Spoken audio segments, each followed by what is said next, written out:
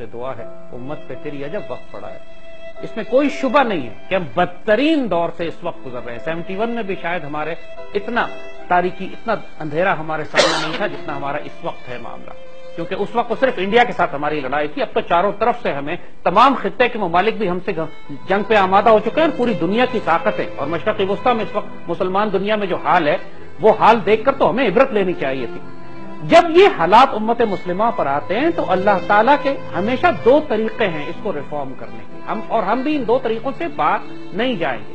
ایک طریقہ صلاح الدین ایوبی والا ہے اور دوسرا ہلاکو خان والا ہے. صلاح الدین ایوبی کے دور میں بھی یہی انارکی تھی, یہی فرقہ بندیاں تھیں. ایک طرف صلیبی حملے کر رہے تھے, ایک طرف خوارج اٹھے ہوئے تھے, ایک اندھیری انارکی مچی ہوئی تھی. لیکن اللہ نے اس امت کی خیر منظور کی تھی. ایک صلاح الدین ایوبی اس سے پہلے اللہ نے بھیجے, اور ماشاءاللہ انہوں نے پوری امت کو سنبھال لیا اس وقت کے لیے. نور الدین زنگی ان سے پہلے آئے اور پھر صلاح الدین ایوبی. دوسرا معاملہ بغداد کا تھا. عباسی خلافت نے یہی فرقہ وارانہ جنگ, یہی قتل و غارت, ایسی تفسیریں لکھی جا رہی تھی, 1,000 جلدوں پہ قرآن کی تفسیریں, لیکن ہدایت کوئی بھی نہیں. نتیجہ یہ ہوا کہ پھر اللہ نے ہلاکو خان کو بھیجا, اور اس نے ایسا صفایا کیا کہ اس کے بعد اللہ نے ایک نئی نسل پیدا کی, کیونکہ پرانی نسل اتنی ناپاک ہو چکی تھی کہ اس کو ریفارم نہیں کیا جا سکتا تھا. تو اب ہمارے سامنے یہی دو آپشن ہیں جو بار بار ہم کہتے ہیں کہ یا تو پاکستان کی اشرافیہ, اور اشرافیہ میں بھی ہم صرف براہ راست پاک فوج سے بات کر رہے ہیں, کیونکہ سپریم کورٹ میں ذاتی طور پر ہم یہ محسوس کرتے ہیں کہ وہ اس کام کو نہیں کرنا چاہتے. وہ صرف اپنی مینڈیٹ کو انہوں نے بہت معذرت کے ساتھ بہت لوگوں کو پاکستان افواج پہ بھی یہی شک ہے کہ وہ بھی نہیں کرنا چاہتے. بہرحال لیکن کرنا چاہیں یا نہ چاہیں, اختیار اور طاقت ان کے پاس ہے. اب یہ میسج پوری قوم کی طرف سے بھی پاک فوج کو ہی ہم دے سکتے ہیں آپ کے ذریعے کہ بھئی یا آپ صلاح الدین ایوبی کا کردار ادا کریں, یا پھر انتظار کریں اللہ کسی ہلاکو خان کو بھیجے گا. بیچ کا کوئی راستہ نہیں ہے.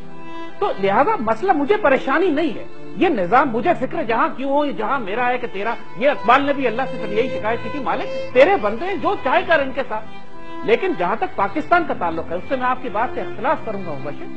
پاکستان ٹوٹا ضرور ہے, چھوٹا ضرور ہوا ہے, پاکستان ختم نہیں ہوا, اور نہ یہ کبھی ختم ہونے والا ہے اللہ کے فضل سے. یہ قائد اعظم کے جو آخری الفاظ تھے کہ Pakistan is now a fait accompli, it can never be undone, یہ آواز اس اللہ کے بندے کی زبان سے تو نکلی تو لب اقبال سے تھی, پر جانے کس کی تھی یہ صدا. پیغام سکو پہنچا بھی گئی, دل نفل کا تڑپا بھی گئی. اس فکر نہ کرے اس پاکستان. ہاں پاکستانی اپنی خیر منائے, ان کو بڑی بری سزا لگنے والی ہے, اور مجھے خوف آتا ہے اللہ سے, استغفر اللہ, کہ جہاں 3-4 ہزار گردنیں کاٹ کے ہم اس ملک کو بچا سکتے تھے, پاک فوج بچا سکتی تھی, اب شاید ہمیں کروڑوں کی قربانی دینی پڑے. سارے اللہ کے بندے صاحب نظر صاحب بصیرت یہی وارننگ دے رہے ہیں, لیکن ہماری اشرافیہ کو کیا ہو گیا کہ ان کو سمجھ نہیں آ رہا.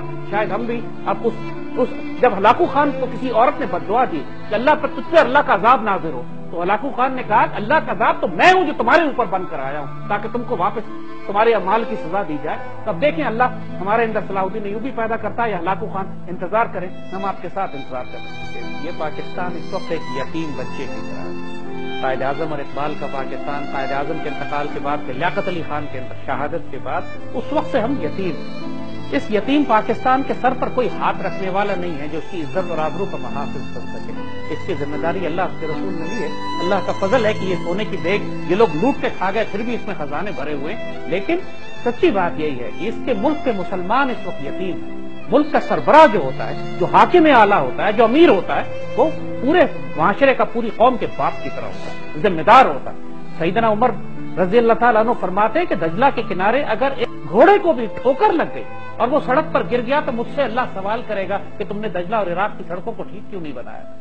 جب یہ اکاؤنٹیبلٹی کا لیول عمرہ میں ہوتا ہے تو پھر پوری مسلمان مملکت, جو سکندر سے زیادہ بڑی حکومت سیدنا عمر فاروق کی تھی, وہاں پر کبھی کوئی جلوس نہیں نکلا, کوئی بھوکا نہیں مرا, کوئی احتجاج نہیں ہوا. کبھی کسی ایک یتیم بچہ آخری کونے میں پیدا ہوتا تھا تو اس کی بھی کفالت کا بندوبست ریاست کرتی تھی. یہ اس وقت ہوتا ہے کہ جب معاشروں پہ باپ موجود ہوتا ہے.